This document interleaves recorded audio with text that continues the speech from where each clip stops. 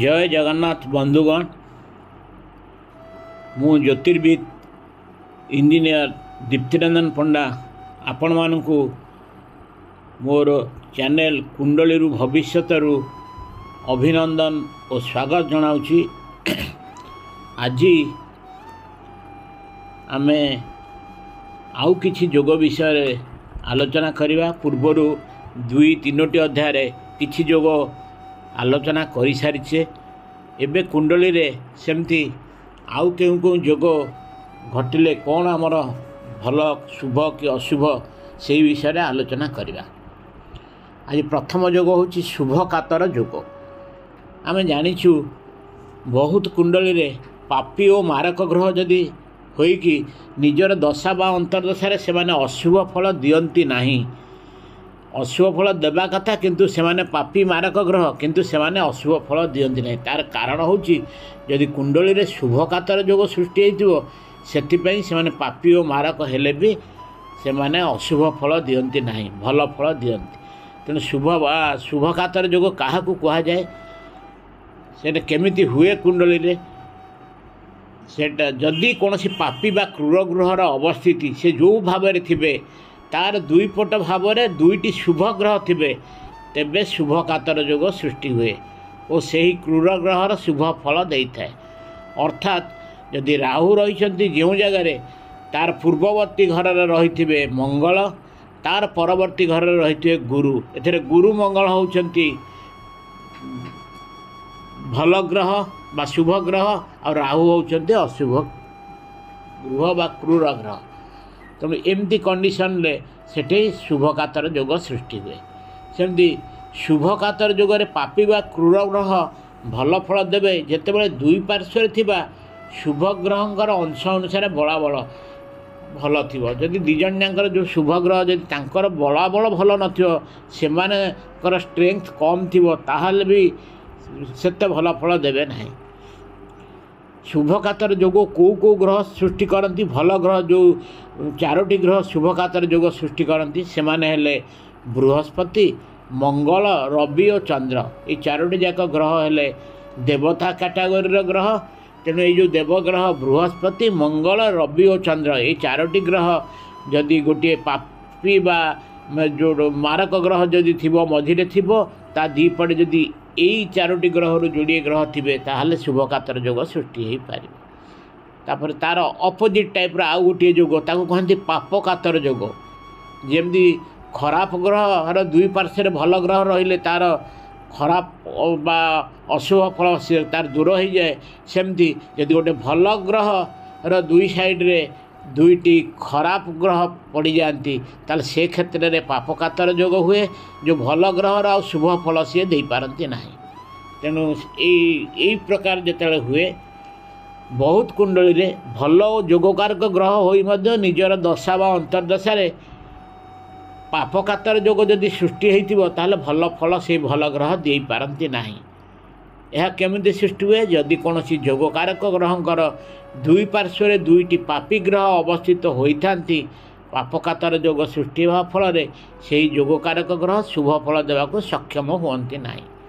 आउ गोटे कथा स्मरण करवा उचित जे यही जोगरे सेतेबेले अशुभ फल मिलिबो जेतेबेले 2 पार्श्व थिबा पापी ग्रहंकर अंश अनुसार बलाबल भल थिबो। जदि से पापी ग्रहंकर डिग्री बल तांकर पावर नथिबो कम थिबो ताहले भी किछि क्षति करिवेनी, किंतु यदि पावर अधिक थिबो ताहले से भल ग्रह जीए से भल भल दे परिबो नाही।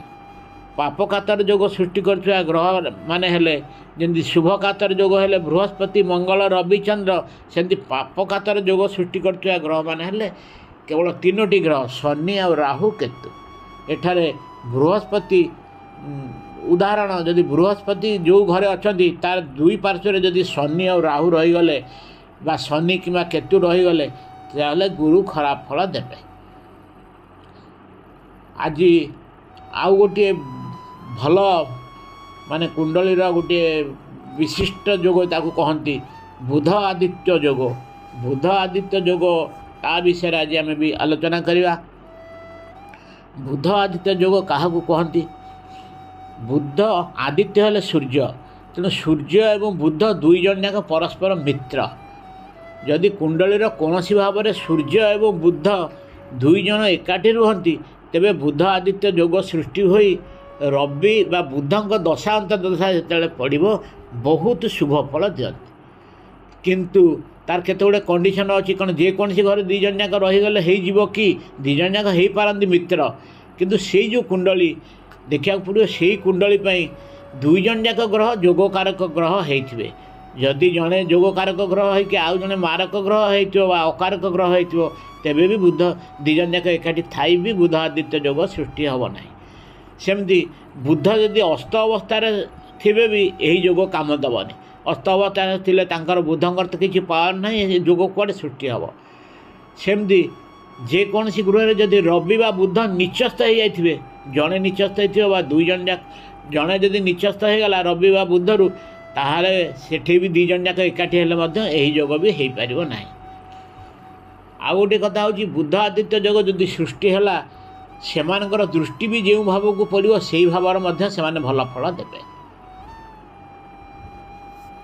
गोटे साधारण कथा कन्या लग्न कुंडली रे सूर्य द्वादश भाव अधिपति अच्छा ए त्रिकी घर तेणु जो त्रिकी घर सूर्य रहिले द्वादश स्थान में सी केवे भल फल दे पारे ना कन्या लग्न कुंडली रे द्वादश घर कन्या लग्न कुंडली सूर्य द्वादश भाव अवस्थित हेले निज घर सी अच्छा किंतु यही लग्न से जेहेतु द्वादश घर रहिले से भल फल देवे सेमती मेष लग्न कुंडली रे बुध हूँ गोटे मारक ग्रह किंतु बुध षष्ठ ग्रहर हेले से मालिक बा षष्ठ भावर से स्वामी तेणु यही लग्न में बुधादित्य योग हेनी तेणु आम बर्तमान टी आलोचना करिया बुधादित्य योग क्यों लग्न रे घटिबो बा क्यों लग्न रे घटिबो नाही।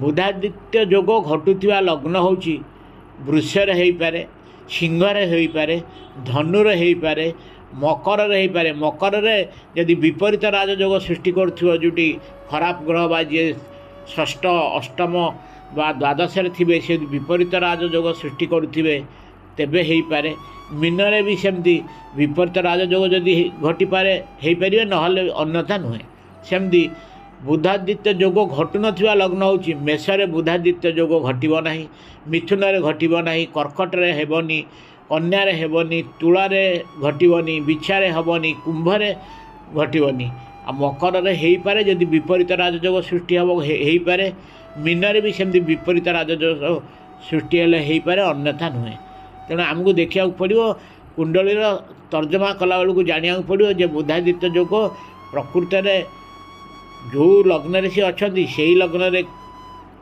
दीटा जाक जोगकारक कि जड़े जोगकारक जड़े मारक कौ ग्रह निचस्थ अच्छा क्यों ग्रह अस्त अच्छा ताकू देखा पड़ो यही सब विचार करी आमको जाना पड़ो जे बुधादित्य योग घटुची ना नहीं।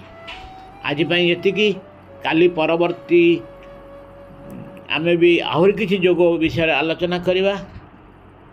जय जगन्नाथ। आपण को जदि मोर ये ऑडियोटी भल लगुच तेबे यहाकू बहुमात्रा रे सब्सक्राइब करिवे, लाइक करिवे और अन्य मानकू शेयर करिवे।